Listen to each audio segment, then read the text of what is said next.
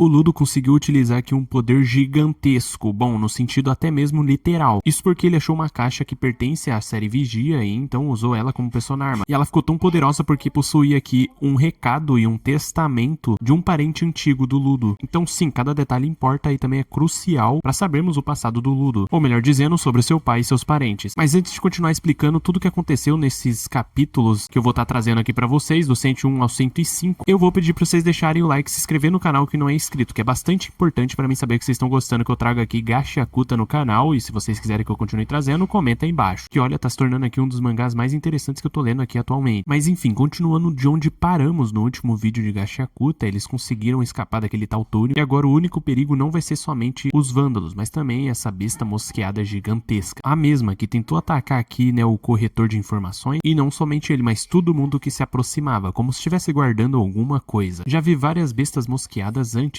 algumas gigantescas, mas todas com formatos de animais. Não achei que poderia, né, existir uma como essa. Essa é a primeira vez que vejo uma besta mosqueada humanoide. A Ryo então simplesmente parte pra cima dela, achando que poderia ganhar sozinha, dizendo inclusive, vou dar um jeito nessa besta rapidinho. Quer dizer, comparado àquela gigante que ficamos presos, não foi nada. Essa é até que bem pequenininha. Bom, eu não diria isso. Enfim, ela consegue arrancar teoricamente a cabeça da besta. Claro, o tamanho não importa agora que eu cortei a cabeça dela. É quando simplesmente ele avisa, o que vocês estão fazendo, seus idiotas? Se escondam logo. Pra começo de conversa, essa besta sequer tinha uma cabeça, então ela volta ativa pra cima da Ryo, enrolando ela nessas cordas e, enfim, a mesma confessa, você me deixou confusa, me fez acreditar que havia caído depois que cortei a sua cabeça. Mas de qualquer forma, além dela ser muito inteligente, conseguiu prender a Ryo e simplesmente bateu com ela muito forte no chão, deixando ela completamente inconsciente e incapaz, né, de lutar mais. E é nesse momento que o Ludo aproveita toda essa situação, consegue pegar ela e levar ela dali. Ela tá desacordada, sangrando, mas agora eles vão cuidar dela. O Ludo então se pergunta, dá pra tirar a Ryo, né, daqui, da terra de ninguém, que é simplesmente onde eles estão? Eles falaram que sim. Porém, ele diz, bom, não é sua culpa, não se culpe, né, pelo tudo que aconteceu. Ele então responde que a culpa é dele sim, e que não tem como negar isso. Mas óbvio, eu não sou aquele pirralho que eu costumava ser, aquele que fica de braços cruzados reclamando da vida. Chutei o rabo daquele pirralho. Porém, agora eu só preciso derrotar um outro cara. O cara que sabia que eu entraria naquele carro e viria até aqui como todo mundo. Aquele que especificamente me fez pagar pela informação com uma brincadeira de pega-pega perto da terra de ninguém. Também aquele que usou os garis como isca para conseguir o que queria. Foi ele quem fez isso com a Ryo. Kuro, o corretor de informações. Não deixarei que destrua os garis só porque quer. Enquanto tudo aquilo acontecia, o corretor de informações deu a volta na besta e então pensava, bem, acho que eles me odeiam agora, mas não tinha o que fazer. Esse é meu papel. Sinto muito mesmo por tê-los usado como isca, mas foi necessário pela informação. No caso, uma caixa. Ele pensava, precisarei que deem continuidade à brincadeira por mais um tempinho. Quando do nada duas pessoas aparecem cercando ele e ele teria que decidir quem queria fugir, o Folo ou o Ludo. O mesmo pensou que não iria pra cima do Ludo nem ferrando, até porque ele estaria mais seguro enquanto ele não o capturasse. Por isso simplesmente saiu correndo na direção do Folo. O mesmo que consegue derrubá-lo com facilidade. E então revela, eu sou o Ludo. E não ouse pensar que iremos deixá-lo em paz só porque a brincadeirinha acabou. E então revelado que eles simplesmente trocaram de roupa, inclusive teve que trocar as luvas. E isso é um grande problema para o próprio Ludo, que começa a tremer, ele não suporta ficar sem aquelas luvas, enquanto ao contrário acontecia, o Folo não conseguia manter em contato com aquelas luvas do Ludo. Algo simplesmente estava consumindo a alma dele. É exatamente o que objetos, né, que pertencem à série Vigia faz. No caso, para pessoas que não são capazes de suportar isso. É quando que por um momento rapidamente o Ludo troca de luvas, e no momento que eles achariam que daria para respirar, simplesmente a besta mosqueada começa a atacar ele. É nesse momento que o corretor de informações simplesmente entrega a caixa falando, você pode usar isso daqui. Essa é a coisa que você tirou de dentro da besta mosqueada? Ele responde, sim, isso é tudo o que eu queria. Passei muito tempo da minha vida pagando pelo objeto aqui dentro. É uma espécie de antiguidade, mas essa caixa eu não consigo abrir ela. Essa porcaria deve estar quebrada. O que eu tenho que fazer? Como se abre uma caixa que está tão quebrada que a tampa nem se mexe? E é por isso que ele precisava do Ludo. Se algum objeto está quebrado, você consegue utilizá-lo. O Ludo então diz, bom, em troca por fazer parte do seu esqueminha, você me dará outra informação. Ele então diz, você é bem ganancioso, não? Muito bem, assim que isso acabar te darei mais uma informação, mas é claro que é provável que os conteúdos dessa caixa falem antes de mim. Então no momento que ele pega a caixa, o Folo diz, bom Ludo, você vai usar essa caixa mesmo? Não sabemos nem nada sobre ela, nem o que tem dentro. Porém, por mais que eles discutissem, não tinha muito o que fazer, ele precisava descobrir o quanto antes, porque aquela besta mosqueada era muito forte. É quando simplesmente o Ludo pensa, já sei que ele tem fé nos meus poderes, dizendo ao Enji. Então ele fala do Follow, já sei que ele se preocupa em seguir este esquema do Kuro, e eu já sei que ele está me usando para descobrir o que tem dentro. Mas a verdade é que eles estão um pouco se ferrando pela caixa, e é quando ele percebe que ele tem que utilizar a própria caixa. E então ao utilizar se causa uma explosão enorme, e então a besta mosqueada olha sentindo uma presença assustadora, simplesmente o Ludo dominando uma espécie de bicho, dizendo caixas não servem apenas para abrir, elas também servem para guardar coisas, e simplesmente mostrando que a caixa ficou,